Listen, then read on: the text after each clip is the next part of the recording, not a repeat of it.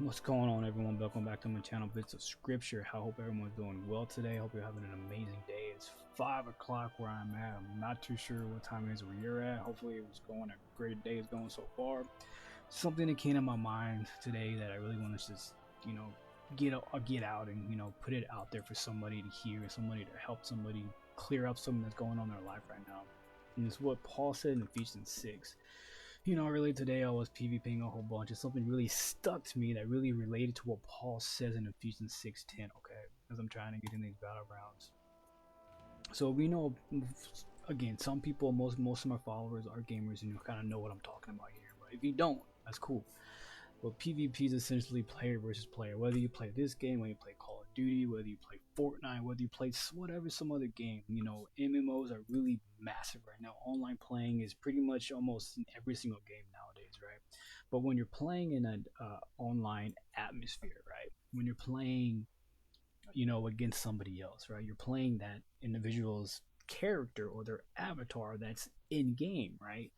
For example, let's go look at some random person. This is cool. Look at this guy, Velstrider. All right, so this is a player that we see. Right, here's another player, Pizza Ship. That's a cool name actually. But you see, you having these people, right? Pizza Ship. Pizza Ship is the character that I can see, right? But there's actually a real person sitting on their computer right now playing Pizza Ship. Right, so I can't see them, but I know they're there, and I know that they're going to be able to use this guy to do whatever it is that he knows he needs to do to win in PvP or PvE, right? Player versus player, or when you're playing against the environment, it's the same concept, but it's somebody else using that character to do what they want. I want you to follow me on that. So again, we're looking at Pizza Chip here. Now he's running, he's moving, right? He's doing all these things. This guy's on his mount, jumping up and down, right? These people over here, probably somebody's way over here flying, right? So they're utilizing their character to do things that they want, okay? So Paul says something very important in Ephesians 6 that really brings this to light. He says in Ephesians 6, he says that we wrestle not against flesh and blood, but against principalities, against the rulers, against the things in the spiritual realm that we can't see. So pretty much what Paul is saying is there is a spiritual realm that houses demonic entities, demonic influences that influence people to do the work of Satan. What can that be? That can be anything. That could be manipulating your coworker to just say something to get you a rile up out of you, to get something to make you so upset.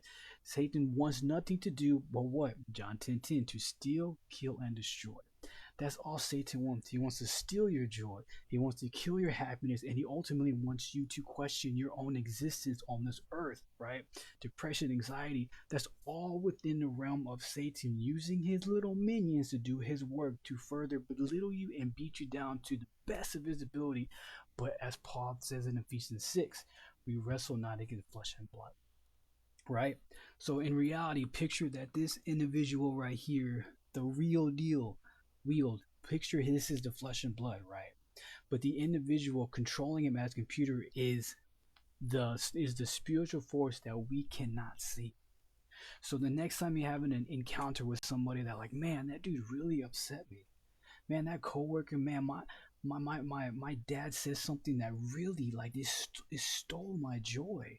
Like, why did this happen? And our instant fleshly response to that is to lash out in our flesh and immediately start this fight, this argument with somebody because they said something against you to purposely upset you. But really be cognizant and think about what you are doing. It is so important to act out in the spirit and not act out into the flesh. Because believe me, as soon as I started doing this, as soon as I started utilizing this platform to really take the gospel into the gaming community, I mean, you could be pretty open-minded to the comments that I received, right? People aren't happy with it at all. They think I shouldn't be doing this. The Christians say you shouldn't be doing it. You're playing a satanic game. The skeptics is like, you need to keep God out of it. You can't please anybody. Like, I can do this, do that. Like, no one's gonna be happy, right? But again, in my mind state, I'm like, my flesh wants to like yada yada yada yada, but I have to look back into the spiritual realm and really see from my own eyes that, look, this is Satan trying to get me and prevent me from what God is calling me to do. You see, Satan is trying to utilize these people. He's trying to utilize these individuals and he's influencing them to use them to try to discourage me and to prevent me from what God is calling me to do. He does this in your life as well. He does this in everybody's life. He doesn't care how old you are. He doesn't care if you're a child. He doesn't care what belief you are. He doesn't care what color you are. He doesn't believe any. He doesn't care about that. All he wants to do is steal your joy, kill your happiness, and get you to question your life. That's all he wants to do in your life. When you look at this, you look at any kind of video game, anything out there, there's somebody controlling that. And that's what the spiritual realm is like. It's a realm we cannot see, but when you have the spirit, you are able to recognize that it is a spirit that lives in that heavenly realm that Satan is utilizing to influence people to utmost kill your happiness, destroy your joy. Like right now, I just hopped into this battleground right now, then you like I'm with all these individuals. So in reality, this is all of my team, right? This is all of my team against that team, right? There's a good and there's a bad, right? Not to say these individuals are bad, but for the sake of this conversation, there's a good and there's a bad. There's a fight going on right now that you cannot see.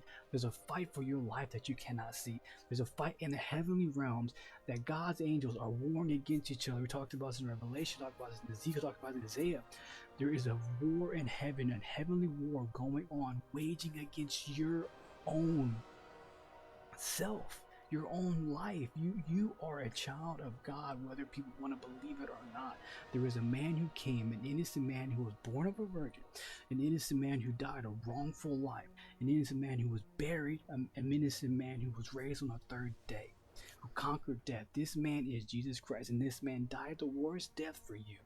And he gave us instruction to help combat the realm, combat the tactics of the enemy. Really think about this the next time that somebody riles you up like, man, I just want to like, oh, but really step back and think. There is a spiritual war going on. Paul again says in Ephesians 6, talks about the full armor of God, right? You play this game, people know the gear you have to be somewhat okay in this game. Like, mine isn't the greatest, right? But I still suffer in the real world, in the environment. But okay, we have to put on the full armor of God that Paul says in Ephesians 6. We need to equip ourselves with all of it in order to be effective. We still can't have the belt, the helmet of salvation. We can't just have the breastplate of righteousness and forget the belt of truth. Like, for example, look at this. I have the little gear tier. Like, if I have all four set with me, right, it does something. It has some kind of a unique attribute to help me and get me further, better. To my gear is able to do what it's supposed to do if I have it all equipped. You can't just have some equipped when it comes to the words of God. You need to have all of it equipped for it to be able to withstand, as Paul said, the arrows of the devil. I love y'all. God bless. I'm going to get into this. Hope this helped y'all.